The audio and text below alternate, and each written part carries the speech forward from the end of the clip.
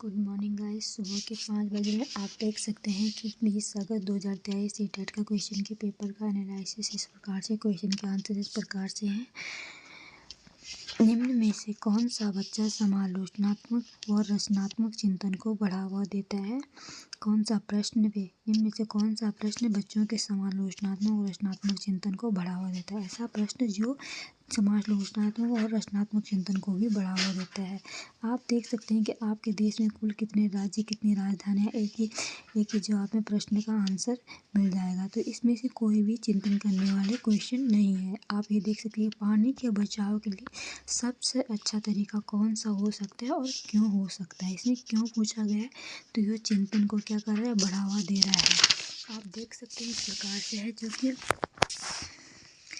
पानी के बचाव के लिए सबसे अच्छा तरीका कौन सा हो सकता है और क्यों हो सकता है। यह प्रश्न बच्चों के समालोचनात्मक और रचनात्मक चिंतन को बढ़ावा देता है। समालोचनात्मक सोच नई अपरिचित स्थितियों, विचारों, रायों के लिए तर्क और विवेक बुद्धि को लागू करने की क्षमता है। समालोचनात्मक सोच के लिए उचित विश्लेषण, मूल्यांकन, अनुमान या स्पष्टीकरण की क्या होती है, आवश्यकता होती है। जब बच्चा सोचेगा कि पानी क्यों आवश्यक है तो उस पर चिंतन करेगा, मनन करेगा, तभी जाके वो क्या करेगा, रचनात्मक चिंतन को क्या करेगा, बढ़ावा देगा। नेक्स्ट हमारा क्वेश्चन है कि समावेशी शिक्षा में क्या शामिल है। आपने पढ़ा होगा कि समावेशी शिक्षा कोई भी पाठ्यचर्या होता है तो उसमें लचीलापन होना बहुत ज़रूरी होता है। समावेशी कक्षा में व्यक्तिगत अंतरों की पहचान के परिणाम स्वरूप पाठ्यचर्या में लचीलापन शामिल है।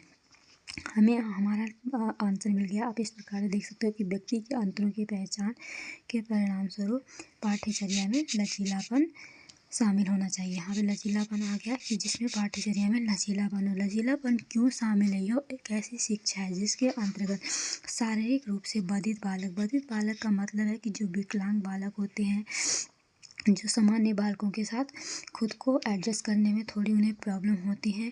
आप देख सकते हैं कि सामान्य बालक के साथ साथ सामान्य कक्षा में शिक्षा ग्रहण करते हैं।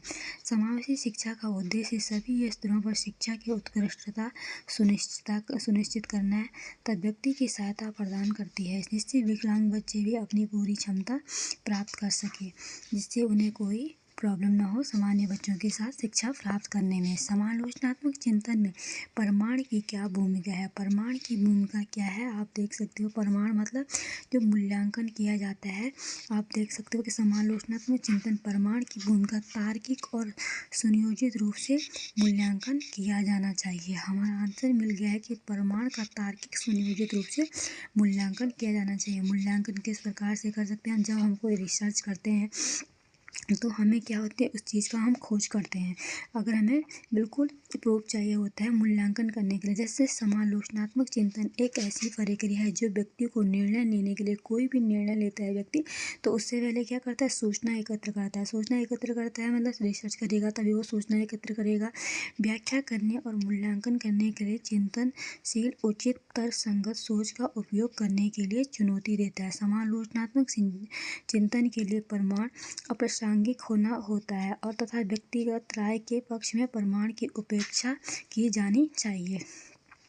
तो हमारा आंसर यहाँ पे मिल चुका है कि सुनियोजित रूप से मूल्यांकन किया जाना चाहिए। जब वो खोज करेगा, सूचना एकत्र करेगा, तभी वो मूल्यांकन करेगा तार्किक रूप से। नेक्स्ट हमारा है कि बच्चों में संज्ञानात्मक विकास पर भाषा के प्रभाव प्रति जीन पियाजे और लेव वाइगोत्स्की के दृष्टिकोण में भिन्नताएं जरूर है, क्योंकि लेव वाइगोत्स्की किस पे बात करते हैं, सामाजिक और सांस्कृतिक पे, और संज्ञानात्मक विकास पे कौन बात करते हैं, जीन पियाजे। तो इनके दृष्टिकोण भिन्नता रखते हैं। खोज अधिगम में शिक्षा, ये तो आंसर हमारा सही हो जाएगा। खोज अधिगम में शिक्षक अवसर प्रदान करता है। जरूर खोज अधिगम बच्चों को शिक्षक अवसर क्यों बच्चों को प्रदान करता है, क्योंकि वो कोई भी बच्चा होगा तो उसे प्रोत्साहित करेगा खोज करने के लिए, तभी वो बच्चा क्या होगा, जिज्ञासु होगा। विद्यार्थी स्वयं जानकारी प्राप्त करने के लिए उन्मुख होते हैं, क्योंकि विद्यार्थी जब इस एज में होते हैं तो वो बहुत जिज्ञासु होते हैं, तो हर किसी खोज पे क्या होते हैं, जागरूक होना चाहते हैं। तो ये दोनों बिल्कुल सही हैं। लेकिन आपको लगता है कि इस प्रकार से कि एक दोनों की व्याख्या कर रहे हैं, यहाँ संज्ञानात्मक विकास के रूप में पूछा गया है और यहाँ खोज अधिगम की, तो ए और आर दोनों सही हो जाएगा, लेकिन परंतु आर और ए की सही व्याख्या नहीं है। नेक्स्ट हमारा क्वेश्चन है कि बच्चों के विकास के दरों में अधिक भिन्नताएं मौजूद होती हैं। जब बच्चों का विकास होता है तो वह अलग अलग प्रकार से क्या होता है, विकसित होता है, अलग अलग एनवायरनमेंट में उसका विकास होता है। तो यह बिल्कुल सही है। विकासात्मक अंतर में आनुवंशिक और अनुभवात्मक विविधताओं की जटिल अंतक्रिया है। आनुवंशिक रूप से भी और अनुभवात्मक रूप से आनुवंशिक रूप से अलग अलग प्रकार से विकसित होगा तो वह जटिल अंतक्रिया का एक अनिवार्य क्या होगा, परिणाम होगा। यह भी हमारा आंसर बिल्कुल सही है। लेकिन क्या यह इसकी व्याख्या कर रहा है, जरूर कर रहा है, क्योंकि यहाँ पे विकासात्मक दरों की भिन्नताएं मौजूद होती हैं, विकास के बारे में ही पूछा गया। और यहाँ पे विकासात्मक अंतर की आनुवंशिक और अनुभवात्मक विविधताओं की जटिल अंतक्रिया का एक परिणाम है, यह भी इसके बारे में ही पूछा गया। तो ए और आर दोनों सही हैं और आर ए की सही व्याख्या कर रहा है। ए आर दोनों सही है। बच्चों के बीच विकासात्मक दरों की अधिक भिन्नताएं मौजूद होती है, क्योंकि विकासात्मक अंतर आनुवंशिक और अनुभवात्मक विभिन्नताओं की जटिल अंतक्रिया का एक अनिवार्य परिणाम होता है। भाई बहन के रिश्ते किस प्रकार से होते हैं? माता पिता केवल बाल्यावस्था, जहाँ भी वैसे अधिकतर क्वेश्चन आप देखते होंगे जहाँ पे केवल आ जाते हैं तो वो क्वेश्चन हमारा क्या हो जाता है, गलत हो जाता है। कि सामाजिकरण की अधिक भूमिका नहीं है, ऐसा तो हो ही नहीं सकता कि भाई बहन के रिश्ते में सामाजिकरण की कोई हम जिस इन्वायरमेंट में रहते हैं सामाजिकरण का बहुत महत्वपूर्ण भूमिका रहता है।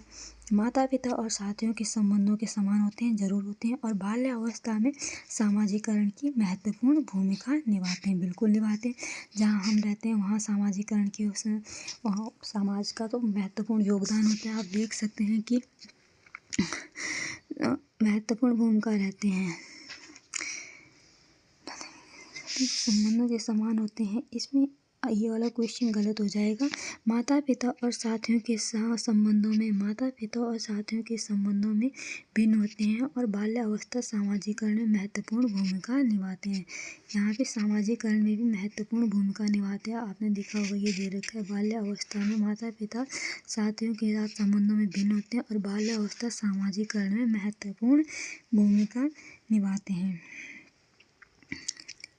साथियों से भिन्न होते हैं, साथियों से भिन्न भी होते हैं किसी किसी के साथ। हमारा ये क्वेश्चन एक प्रकार से सही भी था कि के समान भी होते हैं, किसी किसी के होते हैं, लेकिन हर कोई अपने माता पिता के साथ साथियों के समान इंक्लूड नहीं हो पाता, साथियों के समान नहीं रह पाता। तो यहाँ पे हमारी आंसर सही हो जाएगा कि माता पिता साथियों के साथ संबंधों में भिन्न होते हैं, बहुत सारों के भिन्न होते हैं। क्योंकि बहुत सारे बच्चे ऐसे होते हैं कि अपने पेरेंट्स को अपने दोस्त जैसे नहीं समझ पाते, तो बाल्यावस्था में सामाजिकरण की महत्वपूर्ण भूमिका निभाते हैं। तो हमारा ये वाला आंसर सही हो जाएगा। भाई बहन के रिश्ते माता पिता और साथियों के साथ संबंधों से भिन्न होते हैं। बाल्यावस्था में सामाजिकरण महत्वपूर्ण भूमिका निभाती है।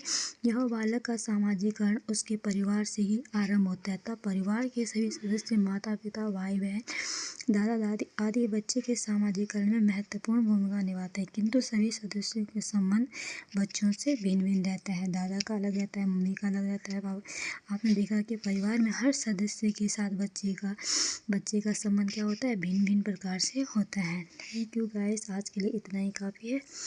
वीडियो अच्छा लगा हो तो लाइक और सब्सक्राइब जरूर कीजिए।